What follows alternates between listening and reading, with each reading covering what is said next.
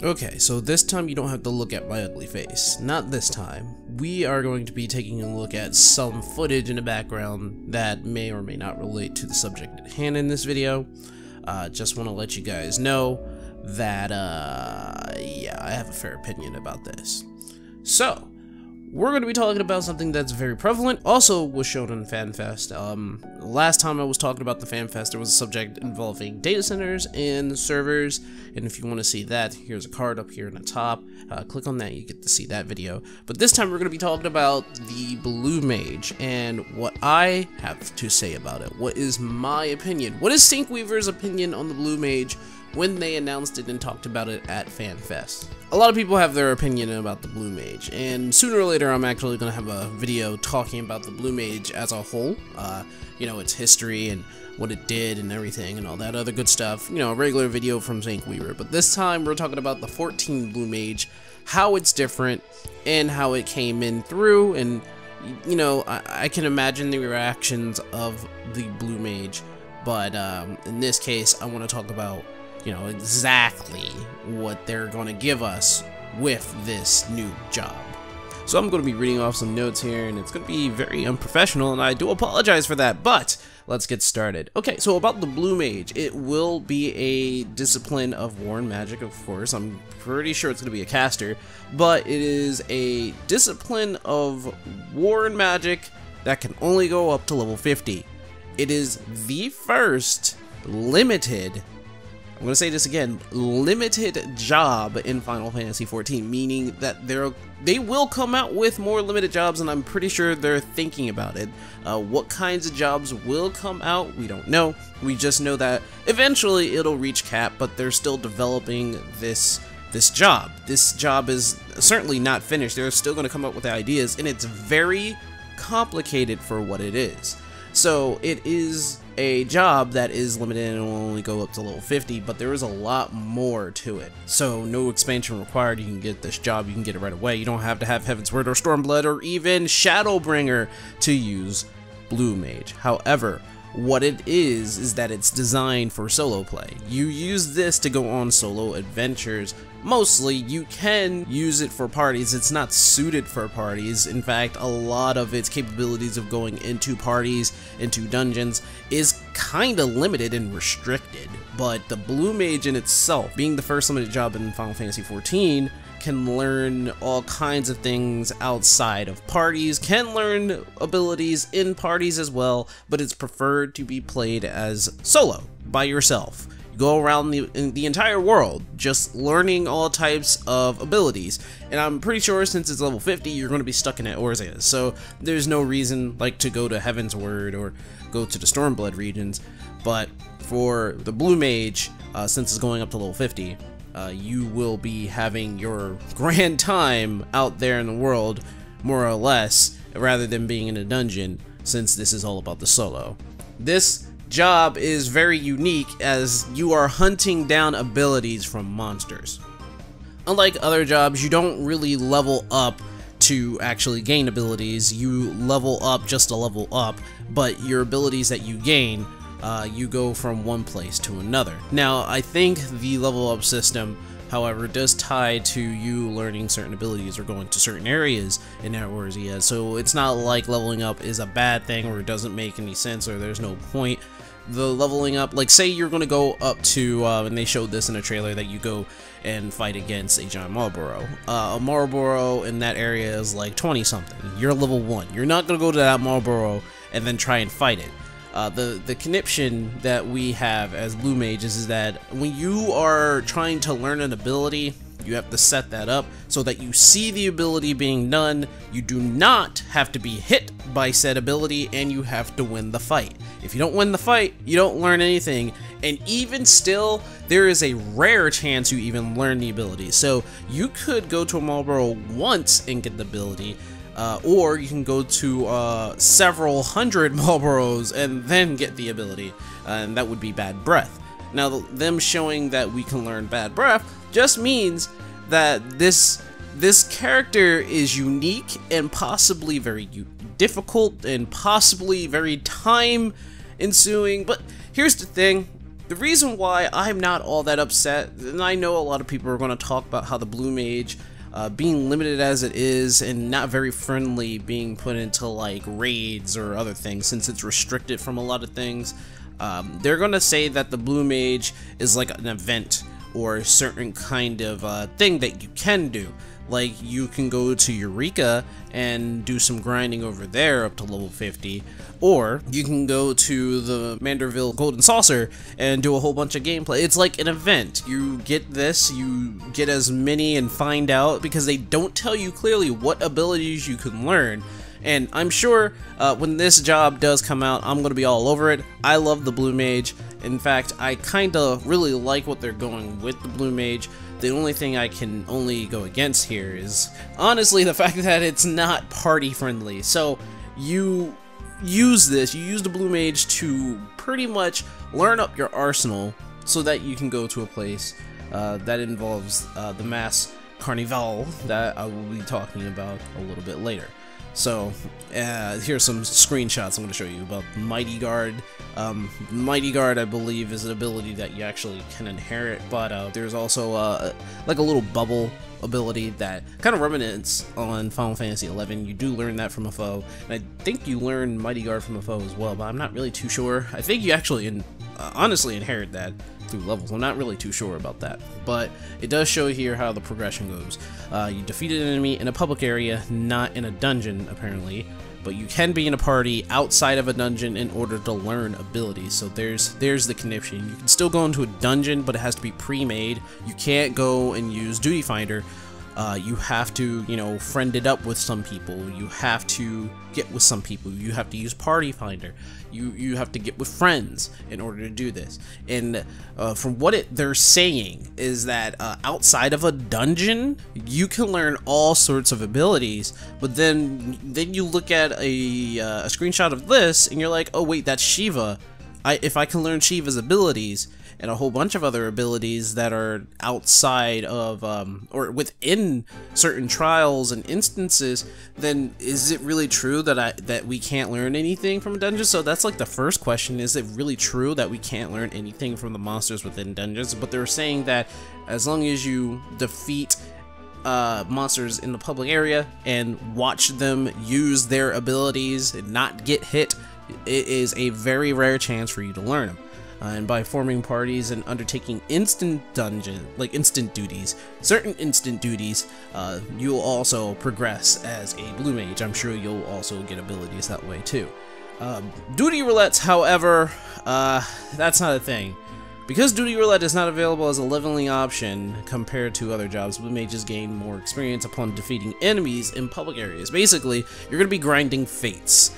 Basically, you're going to be going after notorious monsters. Basically, dungeons are jack squat for Blue Mages. They don't gain much of anything from dungeons. And if it's still the fact that you don't even learn abilities from dungeons, then dungeons really are pointless for Blue Mages. They are quite literally solo play jobs, and like I said, you can make a party with friends outside of dungeons and go on like raids and kill fates and all that other good stuff, hunt down monsters, make a list of the things you learn. When this job comes out, people are going to be finding out what things you can learn from monsters, and it's pretty okay, pretty unique. I kind of like the way they do that. I'm still sad about the fact that they can't go into a dungeon like a normal job. They're not normal in any kind of way, but it's still kind of sad. So, like I said before, you have to witness them performing the technique, and rarely they'll learn the action. They have to win the battle in order to learn the action. And some things I need to point out here: unique abilities gained through combat as quest rewards and via other means, not by increasing the level. That is a thing, so that explains Shiva. He'll eventually, and I mean the Blue Mage will eventually get probably like Titan, Garudas, and all the other good stuff, their abilities as well, so I can't wait for that. These abilities consume MP, of course. More powerful abilities consume more MP, of course. Upon release, 49 unique abilities can be learned, so it'll be a hunt for everybody to find those 49 unique abilities. Up to 24 abilities can be equipped, however, so if you take a look down here, you're going to have a spell book which will give you a very vague direction on where to go to get these abilities, but you can equip your best abilities that you really do like. And like I said, it's kind of like the Blue Mage job is an event in itself, and a lot of it is unique, and I think it's a very interesting way of going about it. As far as I could tell you, this whole entire Blue Mage job, though you start at level 1 base class, we don't know where to get it from until, you know, later information. The cap is at 50, just, I guess, restating a lot of information. New job quests will be added, of course, and I'm guessing those job quests will give you new abilities, say such like Shiva, Ifrit, Garuda, Titan. Yeah, probably have to go through that. But there are ranged magic DPS gear, so I already knew that they were casters and that they were going to have caster gear. But there were actual people asking, like, what kind of gear are they going to wear? Are they going to wear bard gear for dexterity? No, that makes no sense. With that being said, I got a few final points here. From what I can remember from the Fanfest, what they talked about with the Blue Mage, there is certain conniptions that will be underway with the Blue Mage. They will progress as patches pertaining to 4.5 comes out, all the way up to, you know, the final instance where we're heading to 5.0, which is the expansion. You do go into a place called the Carnival, where you actually use your abilities to fight in certain rounds. We're talking about 3-round bouts. You have 25 of them, 25 bouts, and that's 3 rounds. So basically, if you think of it like floor-wise, if you were going to Heavens on High, or you're going to Palace of the Dead, we're talking about roughly 75 rounds within this carnival. And 75 rounds in this carnival isn't as bad as you think. I mean, you're only doing 25 bouts. If you basically are trying to get to the end of this bout, this arena-like play, and I'm sure they'll take all the care that they need to make sure that it's fun. Blue Mage in itself is a unique experience in 14, and I personally can't wait to try it out. I've always been a fan of the Blue Mage since Final Fantasy 11. Well, even before that, I liked the Blue Mage of what it does.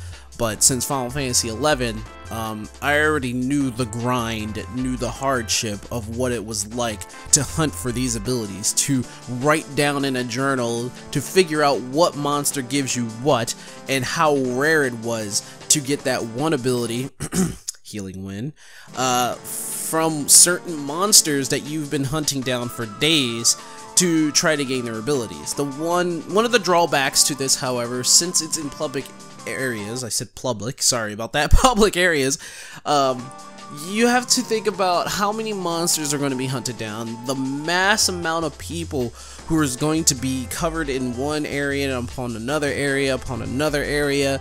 You have to think about the lack of monsters that'll show up. The instant that one monster shows up, they're going to want to witness all the abilities of the monster, and everybody will be hunting that same monster all at the same time.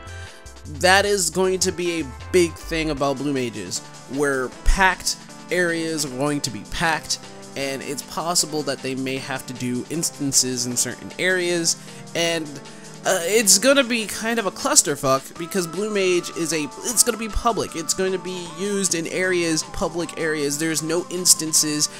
When you want to go after that fate, or when you want to, like, fates in general are for people, for like a whole huge round of people. So that makes sense. Like a whole bout of people are going to try to hunt that fate. That's fine. However, if we're talking about the Blue Mage in itself and hunting down monsters, we're talking about them fighting things that is limited, and it'll show up after about a minute. So you kill it, they didn't get the ability, they gotta hunt it again. So Blue Mage is going to be a clusterfuck. So as excited as I am to have the Blue Mage come into 14, the day it comes out, it's going to be a giant clusterfuck for the first person to learn all 49 of those unique abilities, going through the levels, and then making it to Carnival, where they're going to go bout after bout after bout. There's a lot of completionists in Final Fantasy 14, and Blue Mage is nothing but a completion bonus, to be honest. It's a completion game. How many of these spells can you find? In what place are you going to find them in? Well, they tell you the place, they just don't tell you the monster. And once you do all that, what will you do with the Blue Mage when you're done? You'll probably be going into the carnival. There are probably rewards for getting as far as you can. Are you going to use this in instances? Yes. Are you going to use this in dungeons? Probably not. Probably so. You can, but it has to be a pre-made party, because Blue Mages can quite literally break the game if Yoshida was speaking correctly at the Fanfest. He says that Blue Mage may go into a dungeon and or trial, but what if they don't have that certain ability that everybody wants them to have? Like, say, a Black Mage went into a trial party, then they're like, listen, Black Mage is not working out, please change to some of the preferred job. Blue Mage will be kind of like that. They went in and they're like, why don't you have Mighty Guard on? Oh, but I wanted it for, so and say, I want level 5 death or something like that. And they made a joke like that with the Fanfest, where Blue Mage actually had level 5 death. Then the programmers have to put that in, and they would be one-shotting like every other boss ever. But they're not going to put level 5 death in there. They're going to put, you know, reasonable abilities in there.